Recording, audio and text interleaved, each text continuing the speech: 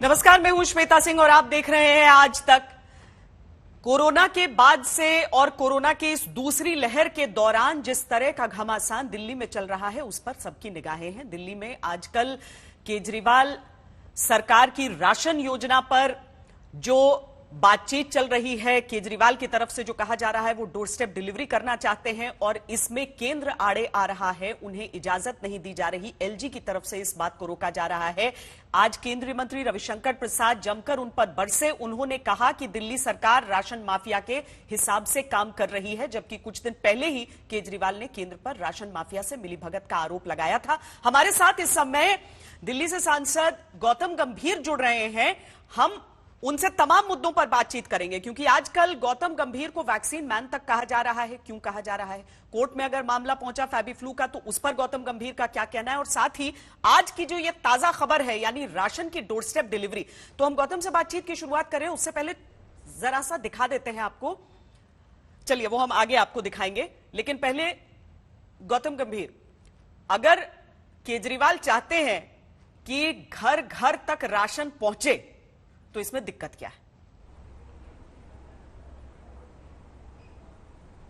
दिक्कत कोई नहीं है। और दिक्कत कहां पर है कि दिक्कत नियत में है। क्योंकि ये वही केजरीवाल है जिन्होंने 2020 में बोला था कि हम हर घर में एक ऑक्सीजन सिलेंडर पहुंचाएंगे, और अभी तक तो कोई पहुंचाया नहीं। और हर 5 दिन में उनका एक नया मुद्दा होता है। अगर आप देखिए, शुरुआत करें, पहले कोविड सेंटर्स को लेके हुआ, फिर एक हफ्ते के बाद जो वो मुद्दा डाइल्यूट हो गया, उसके बाद ऑक्सीजन को लेके हुआ, फिर क्रायोजेनिक टैंकर्स को लेके हुआ, फिर उसके बाद वैक्सीन को लेके हुआ, अब राशन को लेके हुआ। तो सच्चाई ये है कि जब नियत ही नहीं है काम करने की, तो आप हर चीज़ सेंटर पे तो डालेंगे। और थक चुके हैं, हम भी थक चुके हैं ना, हम श्योर आप भी थक चुके होंगे कि जितना ब्लेम केजरीवाल जी सेंटर पे करते हैं, मुझे नहीं लगता कि इस देश का कोई भी मुख्यमंत्री इतना ब्लेम सेंटर पे करता होगा। और अभी से नहीं, पिछले 6 साल से, मेरे को तो 2 ही साल हुए हैं राजनीति में, लेकिन पिछले 6 साल से हम सब यही देखते आ रहे हैं। हर काम में अगर आप देखें कि सेंटर मुझे ये काम नहीं करने दे रहा, तो सेंटर ने तो आपको ऑक्सीजन सिलेंडर्स लोगों को देने से तो नहीं मना किए थे, सेंटर ने आपको क्रायोजेनिक टैंकर्स खरीदने से तो नहीं मना किए थे, सेंटर ने आपको ऑक्सीजन प्लांट्स लगाने से भी नहीं मना किए थे।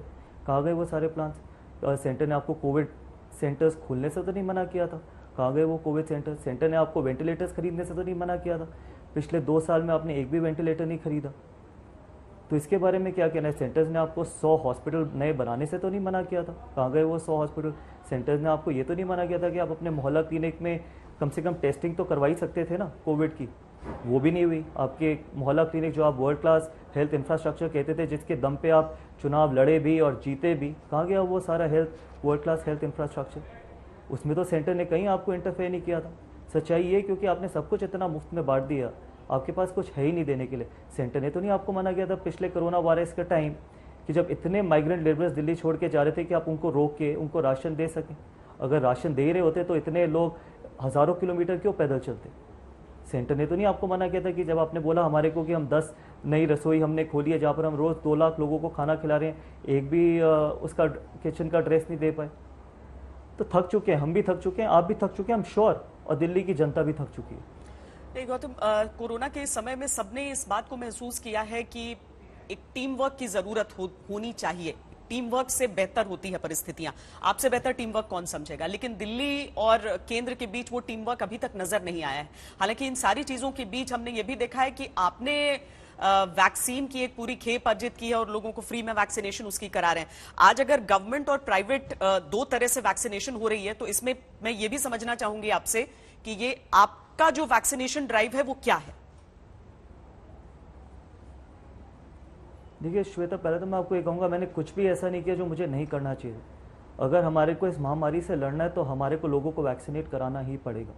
जब तक इस देश के सारे लोग वैक्सीनेट नहीं होंगे, हम इस महामारी से नहीं जंग जीत पाएंगे।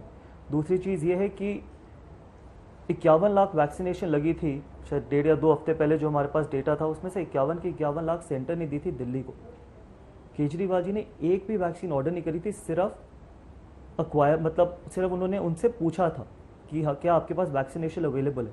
और अगर वो इतने ही सच्चे हैं तो अपने ऑर्डर की कॉपी दिल्ली की जनता को दिखाएं ना, ट्रांसपेरेंसी रखिए। इस वक्त में जैसे आप कह रहे हो कि टीम वर्क की जरूरत है, टीम वर्क से ज़्यादा ट्रांसपेरेंसी की जरूरत है दिल्ली की जनता को, कि अगर आपने वैक्सीनेशन ऑर्डर करी, कितनी ऑर्डर करी, कब ऑर्डर करी, अगर दिल्ली की जनता को आप दिखाएंगे तो सबके सामने पता चल जाएगा कि कौन सच्चा है कौन झूठ है।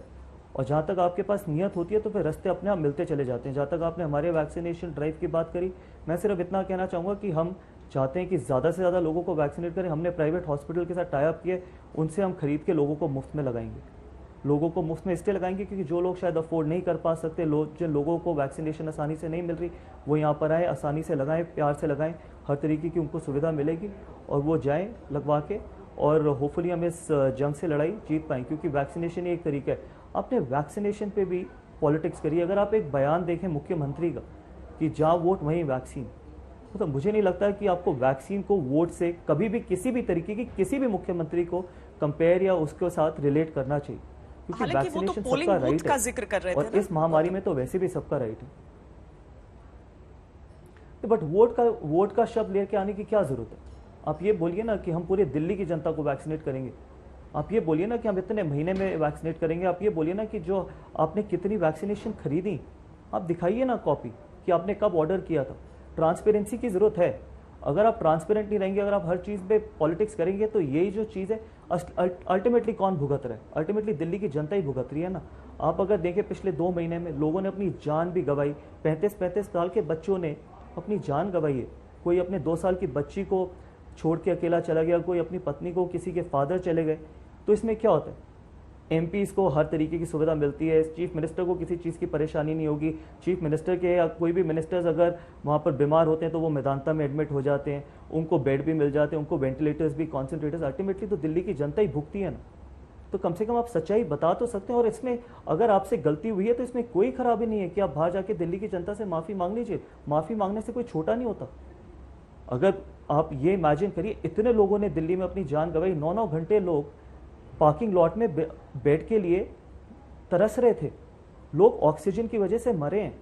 आपने उस पर भी राजनीति करी है। आपने उसके बाद वैक्सीनेशन पे राजनीति करी, अब आपने राशन पे राजनीति करी है। थक चुके हैं।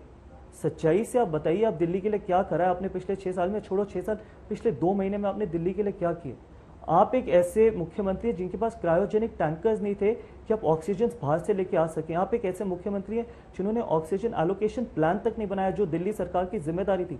आपने ऑर्डर किए टैंकर्स बैंकॉक और फ्रांस से, उसकी जिम्मेदारी किसकी? उसकी रिपोर्ट क्यों नहीं आप दिल्ली की जनता को बताते कि कहाँ पर है वो टैंकर्स? क्या उसका अपडेट है? क्या उसकी स्टेटस है कि कब वो आने वाले हैं दिल्ली की जनता के लिए? क्योंकि अगर खुदा ना खास्ता थर्ड वेव आती है, कितनी आपने तैयारी करी है उसके लिए? कहाँ थे वो ऑक्सीजन प्लांट्स? क्यों नहीं लगवाए गए आपसे ऑक्सीजन प्लांट्स? तो इसलिए बात ये नहीं है कि ब्लेम गेम की बात मैं नहीं कर रहा। मैं कोई ब्लेम नहीं करना चाहता, क्योंकि ये वक्त ब्लेम करने का नहीं है। पूरी उम्र है आपके पास राजनीति करने के लिए। ये वक्त है अब लोगों की सेवा करने का। ये वक्त है अपना एक्चुअल नेशनलिज्म दिखाने का। और नेशनलिज्म का मतलब ये नहीं है कि आप सिर्फ 52 सेकेंड नेशनल एंथम पे खड़े हो जाइए या फिर आप वंदे मातरम गाइए। असली नेशनलिज्म वो है कि अगर आप किसी और व्यक्ति की, किसी साथ वाले व्यक्ति की जिसको जरूरत है आपकी, उसकी आप सेवा कर सके और सच्ची नियत के साथ सेवा कर सके।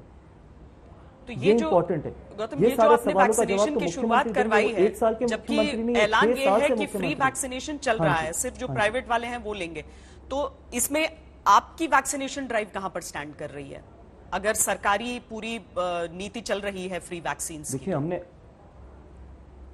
देखिए मैंने आपको बहुत क्लियर बता दिया श्वेता कि हमने धर्मशिला नारायण हॉस्पिटल से वैक्सीनेशन प्रिक्योर खरीदी है हमने उनसे, और हम जनता को मुफ्त में लगा रहे हैं। और हम हर संडे को क्लस्टर में जाके क्लस्टर में लोगों को वहीं पर वैक्सीनेट करेंगे, क्योंकि अभी भी क्लस्टर में लोगों को ये डर है कि अगर कहीं मैं वैक्सीनेशन लगाऊं, कहीं मुझे बुखार हो जाए तो मुझे कहाँ बेड मिलेगा, कहाँ बेड नहीं मिल पाएगा। उनको कॉन्फिडेंस में लेना बहुत ज़रूरी है, क्योंकि जब झुग्गी झोपड़ी में अगर ऐसा वायरस जाएगा तो और ज़्यादा मुश्किलें होती चली जाएंगी। हर संडे को क्लस्टर में जाके हम 500 से 1000 लोगों को वैक्सीनेट करेंगे। साथ ही में हम हर अपने एमपी ऑफिस में 300 से 350 लोगों को रोज़ वैक्सीनेट कर रहे हैं और मुफ्त में वैक्सीनेट कर रहे हैं। और ये सिर्फ बहुत सिंपल है, जो गौतम गंभीर फाउंडेशन है उन्होंने खरीदी है। धर्मशिला हॉस्पिटल यहाँ पर लोगों को वैक्सीनेट कर रही है, क्लस्टर में भी वही जाके वैक्सीनेट करेंगे। हमारा काम है सिर्फ फंडिंग करने का। तो बहुत सिंपल है, कोई ज़्यादा कॉम्प्लिकेटेड नहीं है ये चीज़।